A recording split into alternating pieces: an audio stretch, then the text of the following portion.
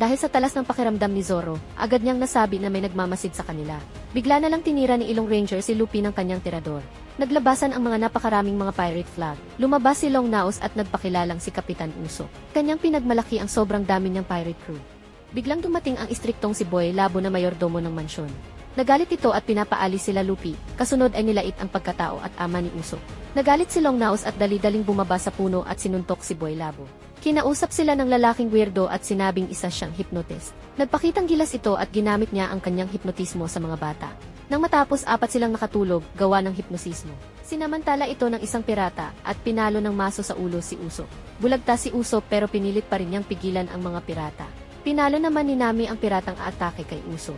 Nakipaglaban si Nami ngunit tumalsik lang ito dahil malakas ang mga pirata. Napahanga naman sila Zoro sa kabaitan ni Usopp kaya nag-offer sila ng tulong para labanan ang mga pirata. Naisip ni Usopp na naaawa lang ang mga to sa kanya kaya nagalit. Sabi ni Luffy na sa palagay mo ba, itataya namin ang buhay namin dahil lang sa awa. Tulungan ka namin kasi isa kang marangal na tao, kaya naiyak na lang sa tuwa si Ilong Ranger. The One Piece is real!